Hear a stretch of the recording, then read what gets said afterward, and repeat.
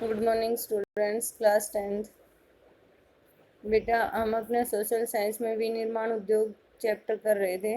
उसमें हमने जो है पटसन उद्योग तक कर लिया था। उससे आगे है अपना चीनी उद्योग। भारत का चीनी उत्पादन में विश्व में दूसरा स्थान है। तो क्वेश्चन शॉर्ट बनता है कि भारत का चीनी उत्पादन में विश्व में कौन सा स्थान है? दूसरा। लेकिन गुड़ व खांडसारी के उत्पादन में प्रथम स्थान है। भारत का गुड़ व खांडसारी के उत्पादन में प्रथम स्थान है। इस उद्योग में प्रयुक्त कच्चा माल भारी होता है तथा ढुलाई में इसके सुक्रोज की मात्रा घट जाती है। सुक्रोज क्या होता है? एक तत्व होता है जो गन्ने में पाया जाता है, और जब तक इसे मीलों तक ले जाया जाता है तो इसकी जो रस है वो सूख जाता है। इट मीन्स उसकी कुछ मात्रा जो है वो सूख जाती है, उसमें सुक्रोज नामक जो तत्व पाया जाता है वो सूख जाता है। चीनी मिलें उत्तर प्रदेश, बिहार, महाराष्ट्र, कर्नाटक, तमिलनाडु, आंध्र प्रदेश, गुजरात, पंजाब, हरियाणा तथा मध्य प्रदेश राज्यों में फैली हैं। तो क्वेश्चन बनता है कि चीनी की मिलें अधिकांशतः किन किन राज्यों में पाई जाती हैं? तो हम ये लिख सकते हैं, चीनी मिलों का 60% उत्तर प्रदेश तथा बिहार में है। चीनी मिलों का 60% जो है वो कहाँ पर स्थापित है? 60% चीनी मिलें उत्तर प्रदेश और बिहार में। पूछा जाए क्यों? क्योंकि उत्तर प्रदेश और बिहार में गन्ने का उत्पादन अधिक मात्रा में होता है, और चीनी को जो है चीनी उद्योग को कच्चे माल के रूप में गन्ने की बहुत अधिक आवश्यकता होती है। गन्ने पर चीनी उद्योग निर्भर है। यह उद्योग मौसमी है, अर्थात मौसम पर निर्भर करता है। जब गन्ने का उत्पादन होता है, अर्थात हम ये कहें कि जब बारिश का मौसम होता है तो उस मौसम में जो है चीनी का उत्पादन नहीं होता है, अतः सहकारी क्षेत्रों के लिए उपयुक्त है। क्या आप बता सकते हैं ऐसा क्यों है? पिछले कुछ वर्षों से इन मिलों की संख्या दक्षिणी और पश्चिमी राज्यों में, विशेषकर महाराष्ट्र में बढ़ी है। इसका मुख्य कारण यहाँ के गन्ने में अधिक सुक्रोज की मात्रा है। तो अगर क्वेश्चन पूछा जाए यहाँ से कि पिछले कुछ वर्षों में दक्षिणी भारत में चीनी मिलों की जो मात्रा है वो क्यों बढ़ी है, या क्यों अधिक यहाँ पर चीनी मिलें जो है वो स्थापित हुई हैं, तो इसका कारण यहाँ पर बताया गया है क्योंकि यहाँ पर जो गन्ना उत्पादित होता है उसमें सुक्रोज की मात्रा अधिक पाई जाती है, मीठेपन की मात्रा अधिक पाई जाती है, रस की मात्रा अधिक पाई जाती है, जिससे अधिक मात्रा में चीनी का उत्पादन होता है। अपेक्षाकृत ठंडी जलवायु भी गुणकारी है। यहाँ की जो जलवायु है वो उत्तर प्रदेश और बिहार की जलवायु की अपेक्षा ठंडी है, इसलिए जो सुक्रोज है वो जल्दी सूखता नहीं है, गन्ना जो है वो जल्दी सूखता नहीं है। इसके अतिरिक्त इन राज्यों में सहकारी समितियाँ भी सफल रही हैं, अर्थात सरकार की सहायता से जो समितियाँ बनाई गई हैं वो भी यहाँ पर कार्यरत हैं इन उद्योगों की स्थापना में। इस उद्योग की प्रमुख चुनौती इस प्रकार है, इस उद्योग का अल्पकालिक होना, अर्थात कुछ समय के लिए या मौसमी होना, पुरानी व अक्षम तकनीक का इस्तेमाल करना, परिवहन अक्षमता से गन्ने का समय पर कारखाने में न पहुंचना, तथा खोई का अधिकतम इस्तेमाल न कर पाना। उससे जो लुगदी होती है उसका अधिकतम जो है वो इस्तेमाल नहीं हो पाता है, वो हम ये कह सकते हैं कि ऐसी वेस्टेज हो जाती है। इसलिए जो ये उद्योग हैं उन्हें चुनौतियों का सामना करना पड़ता है, चीनी उद्योगों को। अब पूछा जाएगा क्वेश्चन यहाँ से कि चीनी उद्योग को किन किन चुनौतियों का सामना करना पड़ता है, तो क्या बताएंगे हम? ये उद्योग मौसमी है या अल्पकालिक है या मौसम के अनुसार ही कार्य होता है। दूसरा, हम बताएंगे कि उद्योगों में पुरानी तकनीक का प्रयोग किया गया है, नई तकनीकें विकसित नहीं हो पा रही हैं, परिवहन के जो उत्तम संसाधन हैं, अच्छे संसाधन हैं वो उपलब्ध नहीं है, और इसकी जो खोई है उसका सही उपयोग न हो पाना भी इन उद्योगों की प्रमुख चुनौती है। नेक्स्ट है अपना खनिज आधारित उद्योग। वे उद्योग जो खनिज व धातुओं को कच्चे माल के रूप में प्रयोग करते हैं खनिज आधारित उद्योग कहलाते हैं। क्वेश्चन यहाँ से बनता है, खनिज आधारित उद्योग किसे कहते हैं? तो आप लिखेंगे वे उद्योग जो खनिज व धातुओं को कच्चे माल के रूप में प्रयोग करते हैं खनिज आधारित उद्योग कहलाते हैं। क्या आप इस वर्ग में आने वाले कुछ उद्योगों के नाम बता सकते हैं? आपको नीचे दिए गए हैं। लोहा इस्पात उद्योग। लोहा इस्पात उद्योग एक आधारभूत उद्योग है। यह क्वेश्चन ऐसे भी पूछा जाता है कि लोहा इस्पात उद्योग को आधारभूत उद्योग के नाम से क्यों जाना जाता है? लोहा इस्पात उद्योग को आधारभूत उद्योग के नाम से क्यों जाना जाता है?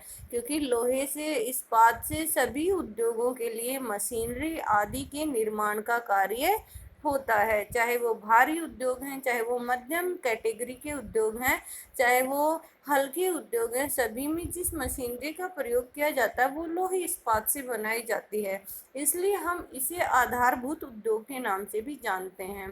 तो यहाँ पर एक क्वेश्चन अपना पूरा हो गया बेटा कि लौह इस्पात उद्योग को आधारभूत उद्योग के नाम से क्यों जाना जाता है। विविध प्रकार के इंजीनियरिंग सामान, निर्माण सामग्री, रक्षा, चिकित्सा, टेलीफोन, वैज्ञानिक उपकरण तथा विभिन्न प्रकार की उपभोक्ता वस्तुओं के निर्माण के लिए इस्पात की या लोहे की आवश्यकता होती है, इसलिए भी इसे लौह इस्पात उद्योग के नाम से जाना जाता है। हम अपने आसपास अपने घरों में देखते हैं कि अधिकतर जो वस्तुएं होती हैं वो लोहे या इस्पात से बनी होती हैं, इसलिए इस उद्योग को जो है आधारभूत उद्योग का नाम दिया जाता है। ये अर्थात ये सभी उद्योगों का आधार है। लोहा और इस्पात जो है वो सभी उद्योगों का आधार है। इस्पात से बनी उन पदार्थों की सूची बनाइए जो आप सोच सकते हैं या अपने नियर बाय देख सकते हैं।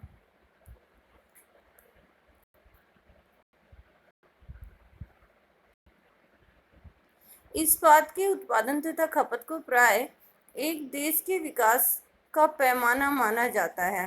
कोई भी देश उतना विकसित होता है जितना वो जो है उसका उत्पादन करता है, किसका? इस्पात का, और उसकी खपत करता है।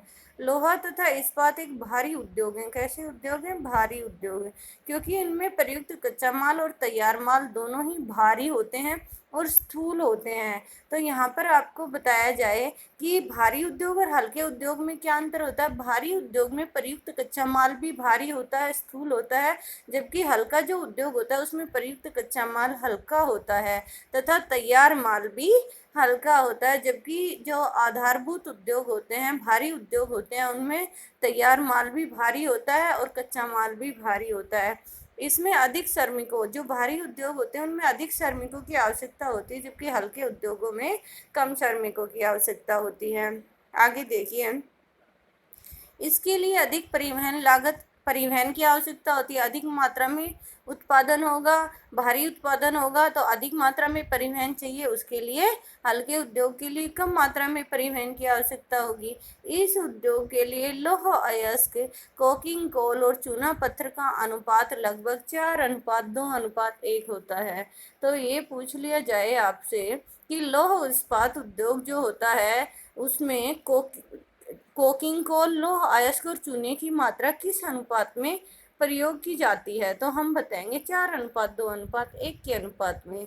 इस्पात को कठोर बनाने के लिए इसमें मैग्नीज की कुछ मात्रा की भी आवश्यकता होती है। किसकी? मैग्नीज की। क्वेश्चन बनता है ये भी बेटा छोटा कि इस्पात को कठोर बनाने के लिए उसमें कुछ मात्रा में कौन सा पदार्थ डाला जाता है? मैग्नीज डाला जाता है। इस्पात उद्योगों की आदर्श स्थापना कहाँ होनी चाहिए?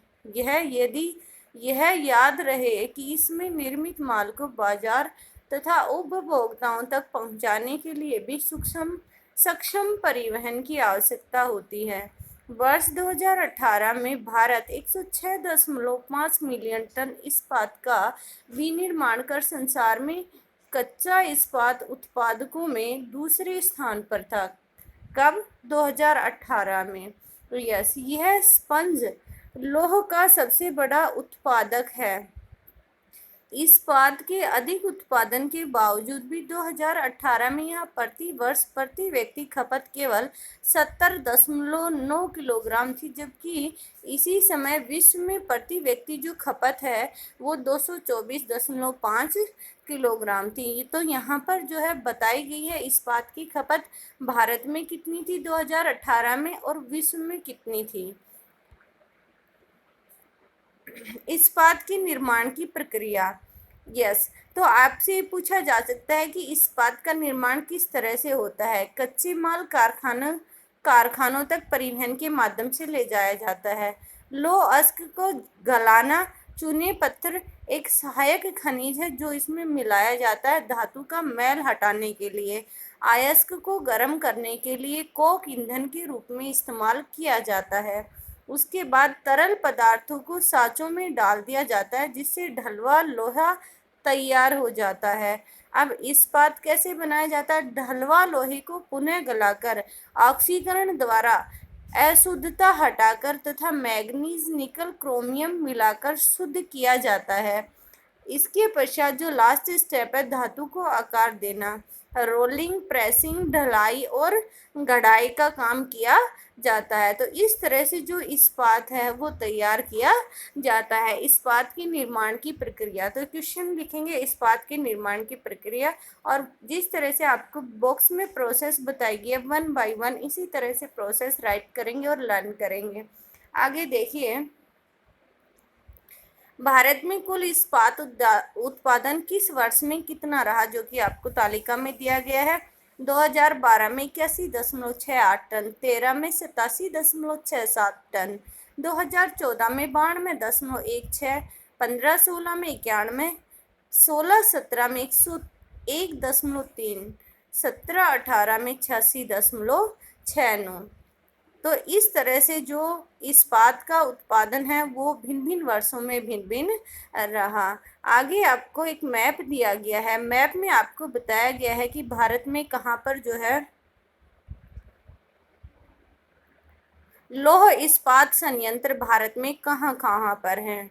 आपको ये मैप में फिल करने हैं और मैप को अपनी नोटबुक में पेस्ट भी करना है। इधर देखिए बेटा, लौह इस्पात संयंत्र भारत में कहाँ कहाँ पर हैं। विजयनगर, भद्रावती, सेलम, ये 3 प्रमुख केंद्र हैं। उसके अलावा इधर देखिए बेटा, बिहार झारखंड में भिलाई, राउरकेला, जमशेदपुर, बोकारो, बर्नपुर और दुर्गापुर, ये जो है अपने क्या हैं लौह इस्पात कारखाने यहाँ पर स्थापित हैं, संयंत्र यहाँ पर स्थापित हैं। तो इस तरह से हम मैप में इनको फिल करेंगे। आगे अपना है मिनी इस्पात उद्योग। छोटे संयंत्र हैं जिनमें विद्युत भट्टी, रद्दी इस्पात व स्पंज आयरन का प्रयोग होता है। इसमें री रोलर्स होते हैं जिनमें इस्पात सिल्लियों का इस्तेमाल किया जाता है। ये हल्के स्टील या निर्धारित अनुपात में मृदु व मिश्रित इस्पात का उत्पादन करते हैं। इसके बाद आपको बताया गया है कि इसमें बताया गया है मिनी इस्पात उद्योग संयंत्र किस तरह से काम करते हैं। आगे इसमें दिया है, एक संकलित इस्पात संयंत्र एक बड़ा संयंत्र होता है जिसमें कच्चा माल को एक स्थान पर एकत्रित करने के लिए इस्पात बनाने, उसे ढालने और उसे आकार देने तक की प्रक्रिया की जाती है। आगे आपको उद्योग बताए गए हैं, कौन कौन से उद्योग हैं, सार्वजनिक क्षेत्र के उद्योग कौन कौन से हैं।